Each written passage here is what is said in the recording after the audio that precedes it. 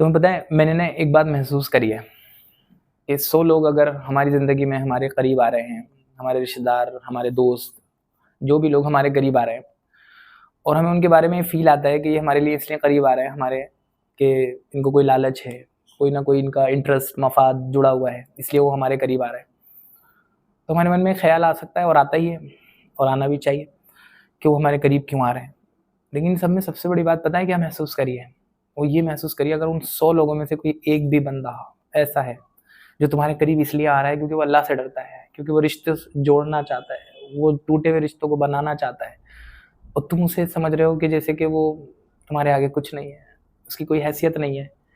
और वो बेचारा अपनी हैसियत डाउन करके, अपने आपको हर तरीके की जो चालाकियाँ होती हैं उससे पाक करके तुम्हारे करीब आ रहा है, तो उसका आना बहुत बड़ी बात है। और उससे भी खतरनाक एक बात जो मैंने महसूस करी है, अगर कोई उसे पहचानने में चूक गया उस रिश्ते को, तो उससे कितनी बड़ा उससे समझ लो गलती हो गई, कितना बड़ा उससे गुनाह हो गया। अल्लाह ना करे कि हम में से किसी को भी कोई ऐसा सच्चा रिश्तेदार जो हमारे करीब आ रहा है इसलिए क्योंकि वो अल्लाह से डरता है,